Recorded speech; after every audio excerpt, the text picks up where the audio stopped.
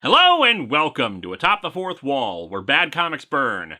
As you can see, this episode is not Slayer, the heavy metal Santa Claus, which I advertised in the State of the Wall post and at the end of last week's episode. More or less, when I started looking at it for the review, the opening pages were rather uncomfortable. I don't want to get into what it was right now, but it had to do with a real-life, still horrible thing occurring in the world, and it kind of felt like the comic was making light of it for the sake of edgy, tasteless humor. And hey, to be fair, the comic's kind of all about that, and it's probably not meant to be taken seriously, but at the same time, it feels like the kind of thing that would make some of the viewers at home very uncomfortable and overshadow the rest of the episode and be a bit of a downer. Not that we'd know anything about downer Christmas stuff happening on this show, am I right? But yeah, I think it's best if we swap it out for something more fun, or at least incredibly goofy, which brings us to the Great Treasury of Christmas Comic Book Stories, a rather sizable collection of Golden Age Christmas comics reprinted by IDW in 2018. We're gonna try something a little different. Much like how we have comic book Quickies episodes covering various topics, we're gonna run through a bunch of short Christmas stories from this collection and see if we can make this a recurring subject for future episodes if people like it.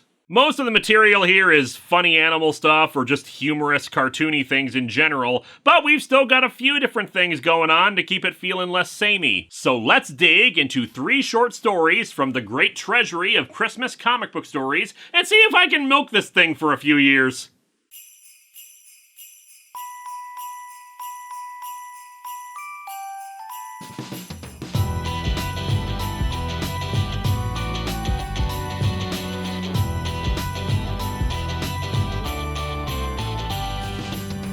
Welcome to Atop the Fourth Wall, where Yuletide candles burn.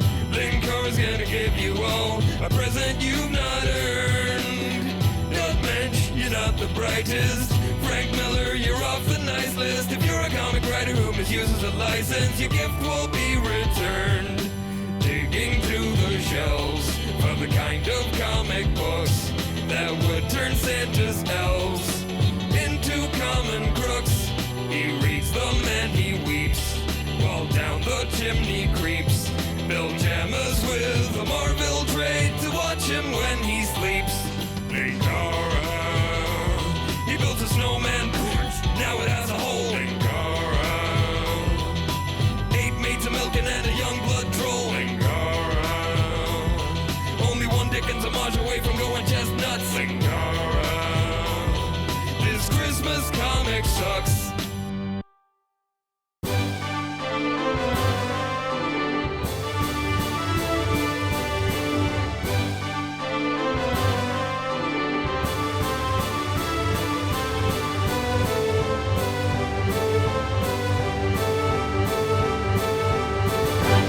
Our first story comes to us from Dell Comics, a big book called Christmas Treasury Number 1. Obviously not going to look at the covers of those original comics, but interestingly, since this comes from 1954, it's not just comic stories in here. There's some prose short stories, some details about Christmas traditions in various countries, some games, and even music sheets for several Christmas songs, and how apparently the first Noel used to be spelled as Nowel. But let's focus on our first story, an adaptation of A Christmas Carol, or Cowrell. And the thing that sets this one apart is... Linkara! Because you have broken your schedule so much this year, you are now going to be haunted by 3 ghosts. Ow! What the hell? We have done like 4 takes on A Christmas Carol by this point. Just go away, or I'm busting out the Pokeballs and the ghost traps. Fine, I'll go bother Quentin in reviews. At least he won't shoot me in the titty. And also clean up this crap. Like, what? Toilet paper? Why is there toilet paper on the long box? A Dremel kit? Is that a freaking toothbrush? And what did I step in? Clean up your crap. You think this is a barn? This is Christmas. Well, Christmas started in a barn, but it doesn't matter. This is secular Christmas. Screw it. You know, one of these days, I'll be able to do It's a Wonderful Life instead. Or a Charlie Brown Christmas! No internet reviewers ever parody that! Anyway, what sets this adaptation apart from the other times I've reviewed A Christmas Carol? Actually, come to think of it, all the times that I have reviewed it have been ones that set it apart. The Ghostbusters one was about the ghost of Christmas Present turning evil, the Teen Titans one was just goofy and them trying to replicate it themselves, and there was the zombie one. I think this might be the first time I've talked about a straight adaptation. And if I have already done a straight adaptation, 670 plus episodes, give me a break. Oh, but this one does set itself apart. It's 10 pages. The spirits did it all in one night. Of course they did. It takes 5 minutes to read. Anyway, it is Christmas Eve in London, 1843. Marley is dead. Dead 7 long years. And yet he still gets calls about car warranties. But Scrooge has never painted out old Marley's name, and there it stands above the counting house door. Well, I mean, look at that thing. He removes the name, and it'd just be the word Scrooge shoved all the way to the left. It'd look like he started making the sign and then gave up halfway through. We are very quickly introduced to Scrooge and Bob Cratchit working in the cold when Fred comes in, and we get our classic exchanges about Christmas being a humbug. Out upon Merry Christmas! What's Christmas but a time for paying bills without money? You know, I've never related to Ebenezer Scrooge more than at this moment. After Fred invites Scrooge to dinner and then leaves, we condense the charity worker to showing up right outside the door and then immediately being rejected, all in one panel. We cut out Bob requesting Christmas Day off and instead head back to Scrooge's place. After a melancholy dinner at a lonely table where he reads over his bank book, Scrooge starts to open his door, as suddenly the knocker dissolves into a strange glow.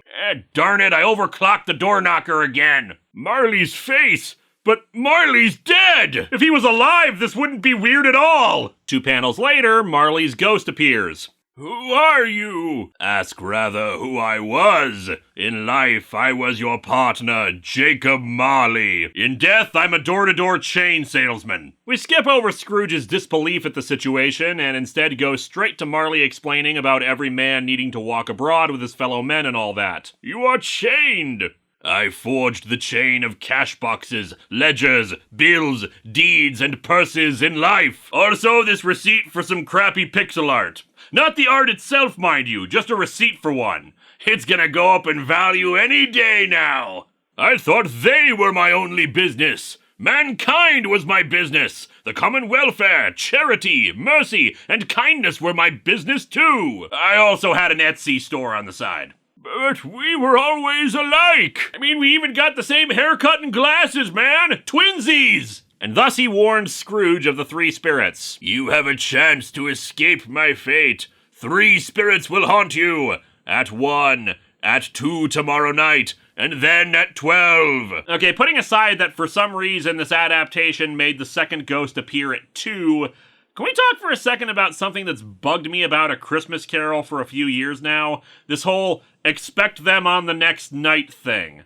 I know it's there so that Scrooge can be elated when he wakes up and it's Christmas Day and he didn't miss it and all, but man, does the story never do a good job of having any kind of indication that an entire day passed between ghosts. And of course, that carried on into adaptations. So of course, despite Marley frequently keeping the lines about the spirits coming on separate days, it still looks like the same night. And honestly, you could still have the same idea of him being happy it's Christmas Day just because the ghost of Christmas Present showed him the events that were going to occur in Scrooge's immediate future of that day, and then the next brought him into the far future. Having Marley say they're coming on different nights just implies that they actually acquiesced to Scrooge's request to have them all show up at once to get it all over with. Anywho, speaking of condensing time, we immediately go from Marley's departure to the ghost of Christmas Past's arrival. This version looks like an old man in robes, nothing too interesting. He floats out the window. I am here for your welfare. Touch my hand and follow me. Wait, you're already out the window. I can't reach your hand. Ha! Eat my dust, old man. They're transported back to the past, only very quickly spotting Child Scrooge working alone in a schoolroom, without any commentary, before then immediately getting transported to the Fezziwig party. A small matter to make these folks happy. It costs him no more than £4. But I see now, the cost doesn't matter. I can be a total cheapskate with the office Christmas party. Fezziwig has the power to make them happy or unhappy. Fezziwig was like unto a god. Interestingly, this version includes a quick dialogue exchange from the original novella where Scrooge takes that revelation about how much happiness or unhappiness a boss can bring and wants to talk to Bob Cratchit. That doesn't usually make it into adaptations. Not that it really matters, because Scrooge now gets to be sad over Belle leaving him for his greed, and Belle ends up with some other dude. Oh, and I guess Scrooge's sister wasn't important enough to be in this adaptation. It's only really kind of the reason he's so hostile towards Fred. But yeah, Scrooge is brought back to his bed and is soon awakened by the ghost of Christmas Present. Yeah, Scrooge doesn't wander into the room full of food or anything, and the ghost is just completely pale white like the past ghost was. Look, we've only got 10 pages, gotta speed things along here, don't have time for details like that. Though that doesn't really excuse his huge friggin' hands. First off to the Cratchits for 3 panels, and of course seeing Tiny Tim. Mind you, we don't see Tim coughing or anything, but Scrooge is worried about his health regardless. Spirit, will Tiny Tim live?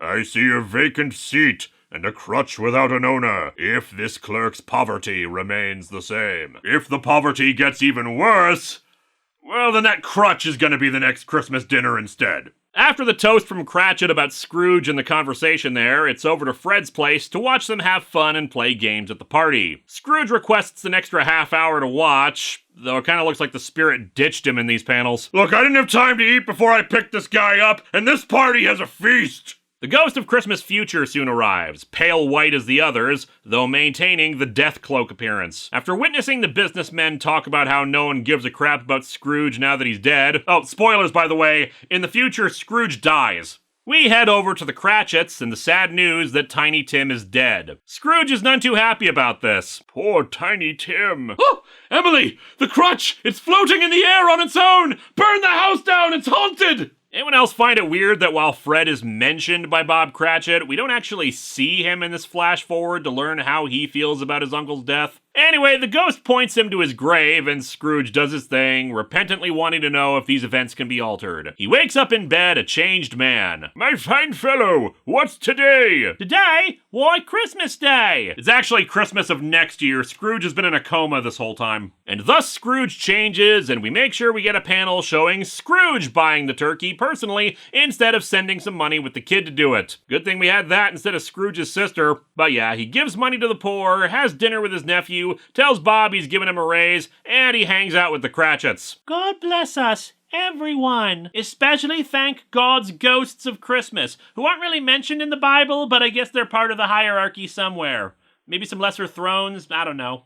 Anyway, this brings us over to Charlton Comics' Big Christmas Book and the character Lil Tomboy. Those of you familiar with my DVD exclusive episodes, which if you're not familiar with those, maybe now's the time to do so and get a real holiday treat. We'll be disappointed to learn that this is not the amazingly awesome young superheroine Tomboy who single-handedly brought down a plane full of criminals who were going to bomb some docks to distract city officials while they raided a museum. And when I say brought down a plane, I mean literally caused the plane to crash. She was frickin' amazing. This one is less so, more of a humorous little troublemaker. It's the day before Christmas, so naturally only now is this family putting out holiday decorations. Lil Tomboy spots her mom hanging a wreath and tells her to hold it up since she wants to practice throwing her football through it. While she succeeds in getting it through, she also hits a vase and smashes it. However, as her mother points out to the annoyed father, it ain't the only thing. If you think that's something,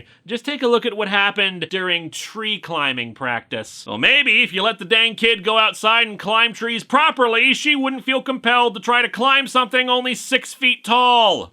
Also, I guess these parents don't believe in, disciplining their daughter when she breaks stuff. We've tried nothing and we're all out of ideas. Tomboy has no Christmas spirit. You named her Tomboy? Well, it's your fault as much as it is hers. Not once have you ever dressed up as Santa. Remember, kids, you can only get into the Christmas spirit if your parents lie to you. The father is determined now to do just that. Lil Tomboy overhears them and asks what they're putting their heads together about, and proceeds to slip, I guess, on a rug or something, and flies through the air to hit them so their heads bonk together. Sorry, folks, but what were you whispering about, huh? We were talking about how we don't ground you enough, kid. They walk off after repeating that they weren't whispering about anything, and Lil Tomboy spots a newspaper article about a criminal, Dan Dapper, who's been robbing houses lately using his various disguises. She suspects that her parents are worried that their house will be the next target. As such, she gathers supplies to defend her home. And of course, when her dad shows up dressed like Santa Claus, she thinks it's the robber. Still a better Home Alone sequel than Home Sweet Home Alone. If I know Little Tomboy, she's up and watching me right now. My daughter watches our fireplace like a hawk. Wait, did we name her Lil Tomboy? Instead of being filled with Christmas spirit, she whacks him on the head with a baseball bat. Still, she is just a little kid, so fortunately she didn't kill him, but he is rather cheesed off at this. When he exclaims that he'd like to just heave the bag of presents out the window now, Tomboy misinterprets this as him really wanting to, and grabs it, tossing the sack through a window, and right onto someone passing by. I guess in the 50s, Tomboy was synonymous with unstoppable destructive force. When her parents reveal that the bag was full of all her Christmas presents, they quickly run outside to retrieve it and spot the man knocked out. They're of course worried at first until Lil Tomboy notices that the guy was wearing a false nose. He's no old man, he's Dapper Dan, the robber! I'm a Dapper Dan man. Okay, full disclosure, I may have decided to do this story in particular purely because I wanted to use that "Oh Brother, Where Art Thou" clip. Because there's a big reward for whoever catches him, this 8-year-old girl is able to tackle him to the ground, and he's soon arrested, ending the story. Okay, I've got to admit, Little Tomboy is about as devastating and effective as the superheroine Tomboy. Maybe this is the same character, but younger, like how they used to have Super Baby in the Silver Age. Let's end things with Atomic Mouse, The Night Before Christmas. Atomic Mouse was a funny animal character who actually had their own series for 10 years. Their origin was that they were a mouse named Simota, with that name being atomic spelled backwards. Oh my god, guys! Nilbog is Dracula spelled backwards! Who was shrunk by a wizard to the size of an atom. Look, when you're a wizard, you don't have time to call an exterminator. You gotta deal with this stuff now and as quickly as possible, or the costs just start adding up.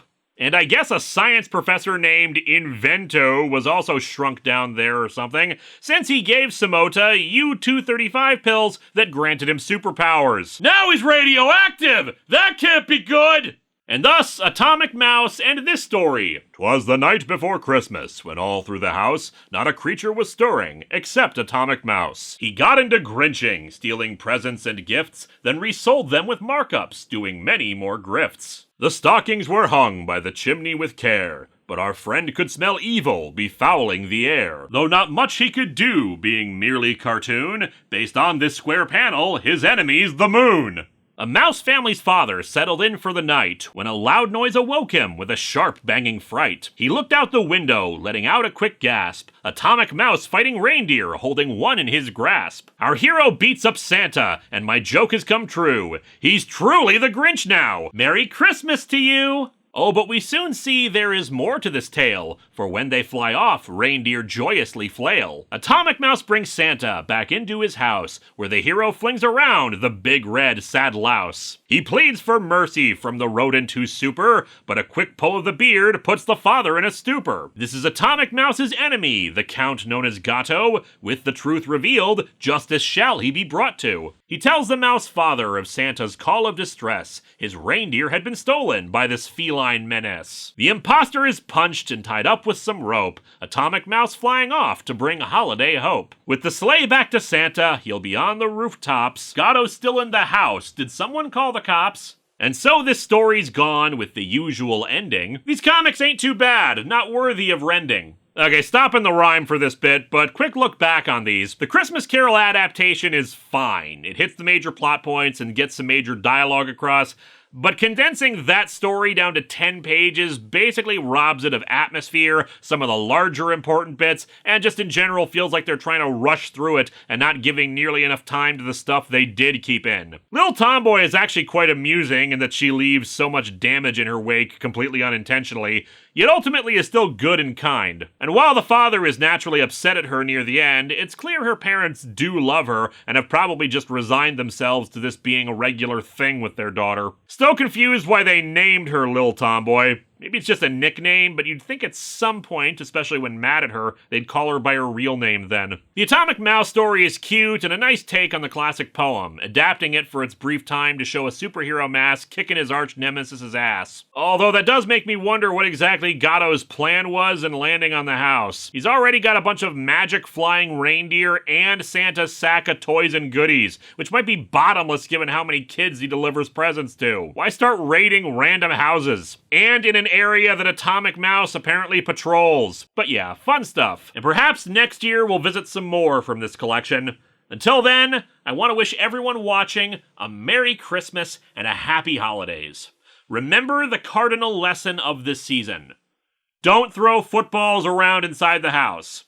I'll see you next time for still another 15 missed opportunities of Atop the Fourth Wall and the final episode of 2021.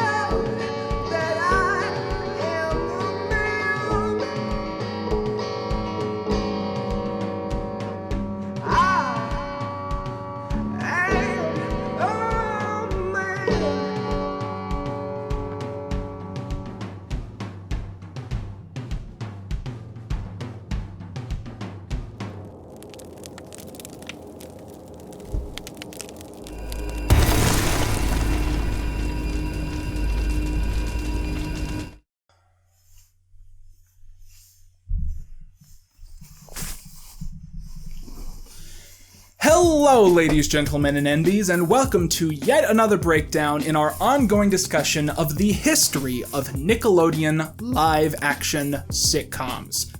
Now, today we're actually going to be talking about a show which is rather rare and forgotten in the grand scheme of things, that being the ironically titled Unfabulous. Now, this show premiered in 2004, and despite a very catchy theme song, which is likely still playing in the back of your head, and the fact that it was one of the first projects of an actress named Emma Roberts, very few people talk about this show today.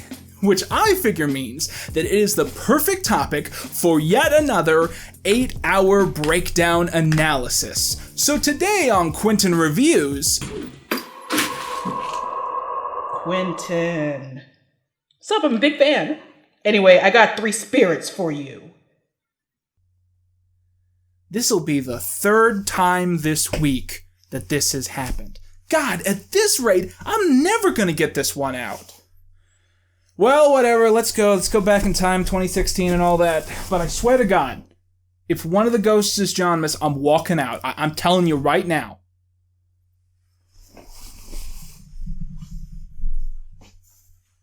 Hello my friends, please take a moment to like this video, subscribe to the channel, and click the bell for notifications on new video releases. If you'd like to support future videos, you can check out my Patreon or purchase a t-shirt via Teespring or Shark Robot. Thanks for watching!